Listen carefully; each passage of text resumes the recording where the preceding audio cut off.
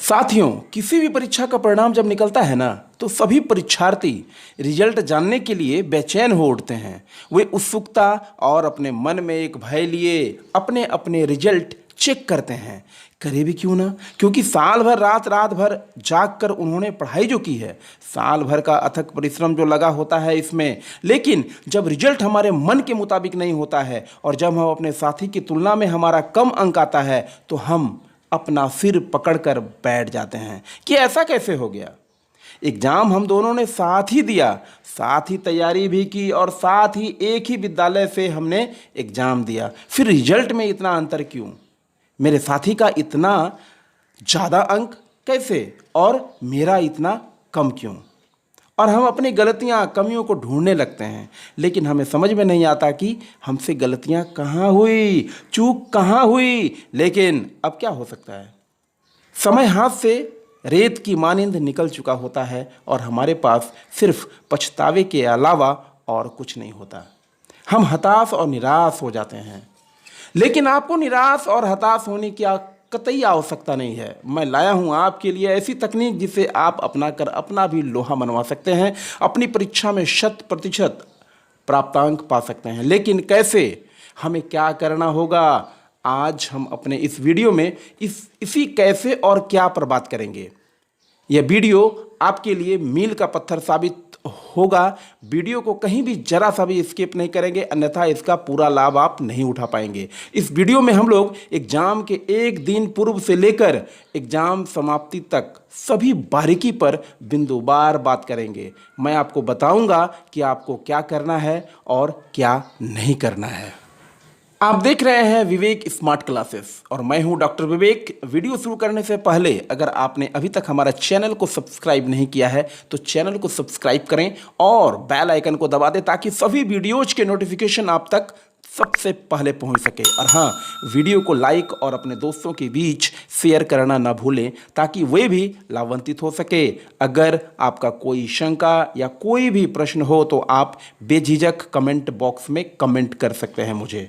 आइए सीधे हम लोग मेन टॉपिक में आते हैं कि एग्जाम के दौरान हमें क्या करना चाहिए और क्या नहीं करना चाहिए, हमें कौन सी गलती नहीं करनी चाहिए।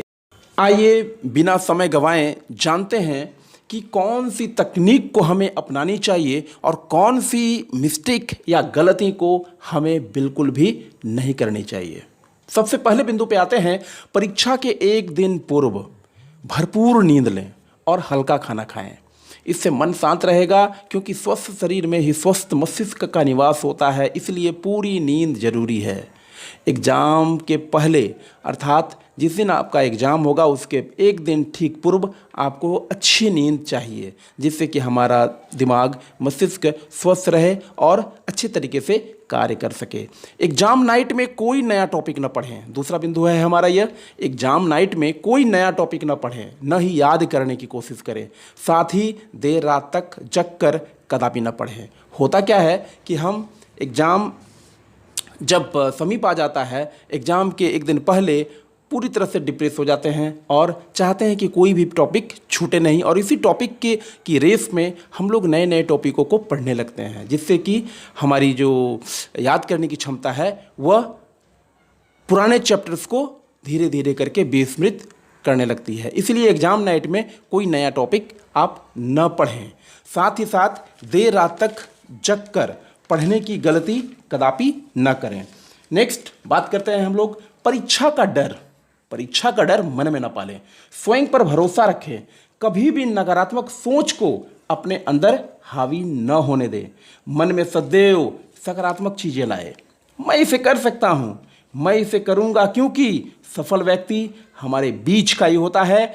हम में से ही कोई एक होता है, तो मैं क्यों नहीं हो सकता हूँ, क्योंकि जैसा हम सोचते हैं वैसा ही करते हैं और एक दिन वैसा ही बन जाते हैं। सकारात्मक सोच हमें आगे की ओर ले जाती है और नकारात्मक सोच हमें पीछे की ओर धकेलती है। अतः सकारात्मक पॉजिटिव थिंकिंग को हमेशा बनाए रखें।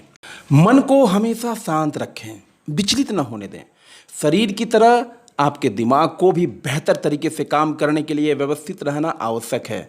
इसके लिए आपका प्रिय शौक जो भी हो, चाहे वो संगीत का शौक हो, आप उसे करें। थोड़े समय के लिए आप संगीत का भी आनंद लें। अगर कोई गेम का शौक हो तो आप उसे थोड़ी देर के लिए खेल सकते हैं। इससे हमारा दिमाग कहा जाए तो तरोताज़ा रहेगा, मन प्रफुल्लित रहेगा और हम अपना बेस्ट दे पाएंगे। नेक्स्ट टॉपिक की ओर बढ़ते हैं। एग्जामिनेशन डे वाले दिन क्या करने हैं। परीक्षा भवन जो एग्जामिनेशन सेंटर है, समय से आप आधा घंटा पूर्व पहुँचें। जो भी नियत टाइम है उस टाइम से आप आधा घंटा पहले अपने एग्जामिनेशन सेंटर पे पहुँचे, ताकि आप सहज महसूस कर सके। कई बार विलंब की स्थिति से व्यक्ति में घबराहट एवं बेचैनी की स्थिति उत्पन्न हो जाती है, इसलिए इस स्थिति से आप बचें। परीक्षा भवन पहुंचकर अपने निर्धारित सीट पर ही बैठें। प्रायः ऐसा देखा जाता है कि परीक्षा भवन पहुंचने के बाद हम इधर उधर भटकने लगते हैं। वैसा ना करें। आप अपने सेलेक्टेड जो सीट है उसका आप चयन करें, उसे आप ढूंढ लें और उस पर आप जाकर बैठें। और बैठने के बाद 2-3 मिनट आप गहरी सांस अवश्य लें, ताकि सहज महसूस कर सकें।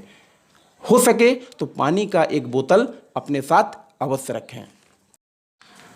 परीक्षा के लिए जो उपयोगी चीज़ें हैं, एडमिट कार्ड और ज़रूरी पहचान पत्र अगर हो कोई तो उसे आप अवश्य ले लें। एक घड़ी अपने साथ आप अवश्य रखें, ताकि समय का पता चल सके। बहुधा ऐसा देखा जाता है कि एग्जामिनेशन सेंटर में एग्जामिनेशन देते समय हम लिखने में, प्रश्न लिखने में, उत्तर लिखने में इतने तल्लीन हो जाते हैं कि हमें समय का पता ही नहीं चलता। तो इसलिए आप एक अपने साथ रिस्ट वॉच रखें, घड़ी रखें, ताकि आपको समय का पता चल सके और नियत अवधि में आप अपने प्रश्न को लिख पाएँ। परीक्षा में नई कलम लेकर बिल्कुल न जाएं। ये बहुत ही कहा जाए कि गलती करते हैं विद्यार्थी, तो आप ऐसा न करें। परीक्षा में नई कलम लेकर बिल्कुल न जाएं। जिस कलम से आपको लिखने की आदत है उसी कलम को ले जाएं। नई कलम से आपको नई समस्याओं का सामना करना पड़ सकता है। इस समस्या से आप बचें। प्रायः ऐसा देखा जाता है कि जो स्टूडेंट्स होते हैं वो नए नए कलम खरीद लेते हैं, तो होती क्या है कि कभी कभी क्या होता है कि रिफ़िल नया रहने से उसमें लिखने में थोड़ा सा अवरोध उत्पन्न होता है। आप किसी भी परेशानी में पड़ सकते हैं, इसीलिए आप नई कलम का प्रयोग न करें। जो जिस कलम से आपको लिखने की आदत है उसी कलम को आप ले जाएं और एक्स्ट्रा पेन आप अपने साथ अवश्य रखें। अगर एक बंद हो जाता है तो दूसरा आप प्रयोग में ला सकते हैं। नेक्स्ट बिंदु की ओर बढ़ते हैं। परीक्षा में जो भी इंस्ट्रक्शन और क्वेश्चंस हैं उसे आप ध्यानपूर्वक पढ़ें। परीक्षा में इंस्ट्रक्शन और क्वेश्चंस को ध्यानपूर्वक पढ़ें। इसके लिए हमें अतिरिक्त समय भी दिया जाता है, इसलिए दिए गए सभी निर्देशों को ध्यानपूर्वक पढ़ें। प्रश्न अगर समझ में नहीं आता है तो उसे आप 2-3 बार पढ़ें, ताकि प्रश्न जो पूछा जाता है उसके अगेंस्ट में आप उत्तर दे पाए। नेक्स्ट देखते हैं। जो क्वेश्चन सवाल आपको अच्छी तरह से आता हो, सबसे पहले उसे ही अच्छे तरीके से आप रिप्रेजेंट करें। लिखने की कोशिश कीजिए कि पहला सवाल आपका बेस्ट हो, उसे अच्छे तरीके से प्रस्तुतिकरण उसका किया जाए। क्योंकि पहला सवाल जो होता है ना, आपको रिप्रेजेंट करता है, आपकी पूरी क्षमता को वह बताता है। और कहा भी जाता है कि first impression is last impression. अतः पहला सवाल आप अच्छे तरीके से प्रस्तुत करें, इससे आपका मनोबल भी बढ़ेगा। जब अच्छा आप लिख लेते हैं तो नेक्स्ट क्वेश्चन के प्रति, नेक्स्ट प्रश्न को करने के लिए आपका आत्मविश्वास भी बढ़ेगा। इसलिए कोशिश करें कि पहला जो सवाल आपको अच्छे तरीके से आता हो उसे आप करें। नेक्स्ट, जिस प्रश्न का उत्तर लिख रहे हैं उस प्रश्न का प्रश्न संख्या और जिस खंड या सेक्शन का वो प्रश्न है उसे अनिवार्य रूप से अंकित करें।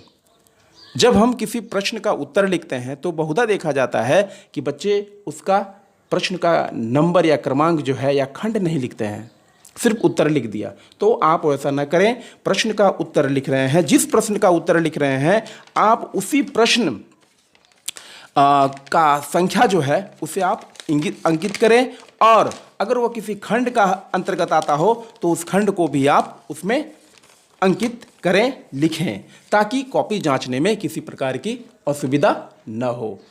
नेक्स्ट, उत्तर पुस्तिका को पूरी तरह भरने का प्रयत्न कीजिए।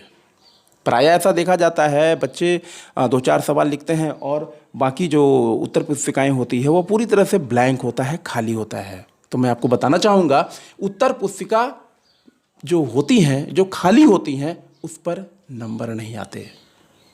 खाली उत्तर पुस्तिकाओं पर नंबर नहीं आते, इसलिए कोशिश कीजिए कि उत्तर पुस्तिकाएं पूरी तरह से भरी हो। सबसे बड़ी बात है ये। और नेक्स्ट बिंदु है सभी प्रश्नों को हल करें, एक भी प्रश्न न छोड़े। एग्जामिनेशन में एक एक अंक के वैल्यू होते हैं, एक एक अंक के का जो कह सकते हैं कि इंपॉर्टेंस होता है। तो इसीलिए आप सभी प्रश्नों को करें, एक भी प्रश्न को न छोड़ें। प्रश्न हल करते समय ज़्यादा काट छांट या ओवर राइटिंग से आप बचें। अगर कोई शब्द गलत हो भी जाता है तो उसे एक तिरछी लाइन से काट कर पुनः लिख दें, उसे पूरी तरह से रगड़ घस न करें। यह एक प्रायः देखा जाता है बच्चों में कि वो अगर कोई गलती हो जाती है, कोई गलत शब्द हो जाते हैं तो उसे पूरी तरह से वो ढक देते हैं। तो ऐसा ना करें, एक लाइन में काटने के बाद आप उसे लिख सकते हैं।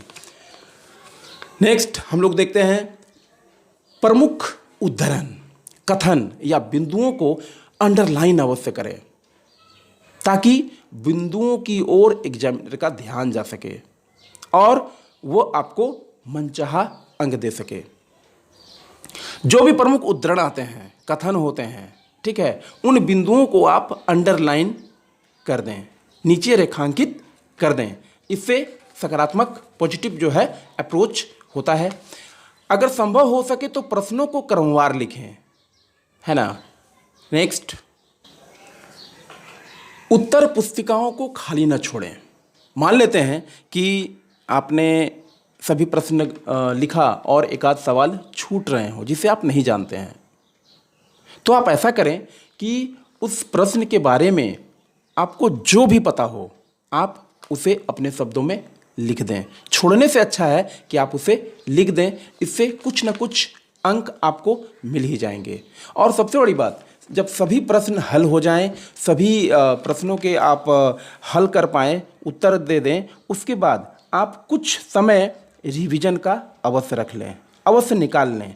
जो आपने सवालों को हल किया है उन सवालों को एक बार गंभीरता से देखने के लिए आपको रिवीजन की आवश्यकता है। कई बार ऐसा होता है कि हम लिखते समय लिख देते हैं और कुछ प्रश्न या कहीं पर जो है मिस्टेक हो जाता है, तो उस मिस्टेक को हम समय रहते सुधार सकते हैं। इसीलिए आप जो है सभी प्रश्नों को लिखने के बाद उत्तर पुस्तिका को जमा करने के पहले एक बार उन प्रश्नों को अवश्य दोहरा लें, उनका रिवीजन कर लें, ताकि कहीं अगर कोई छूटा हो तो आप उसे अच्छे तरीके से उस त्रुटि को दूर कर सकते हैं।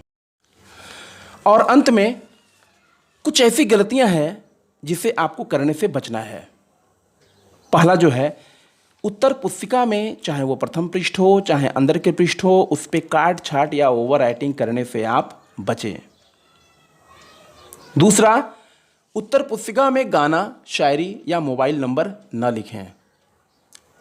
तीसरा, उत्तर पुस्तिकाओं में पैसे न चिपकाएं। प्रायः ऐसा देखा जाता है कि बच्चे प्रश्न नहीं आ रहे हैं और कुछ पैसे उसमें डाल देते हैं, सेलो टेप लगा देते हैं या फेविकोल से चिपका देते हैं। ऐसा न करें, उसके कोई लाभ नहीं होते हैं, है ना। तो ये कुछ गलतियां हैं जिसे आप करने से बचें और उपर्युक्त बातों का ख्याल रखें। यह थे कुछ गलतियां जिन्हें आपको करने से बचना है, और जो करना है उन्हें आप बारीकी से करें, पूरे अच्छे तरीके से करें, और मुझे लगता है कि आपका मार्ग अवश्य प्रशस्त होगा, आप बेहतर कर पाएंगे। और विवेक स्मार्ट क्लासेस आपके उज्जवल भविष्य की कामना करता है। Best of luck for your future examination. मिलते हैं नेक्स्ट वीडियो में एक नए टॉपिक के साथ। Till then take care. Thank you so much.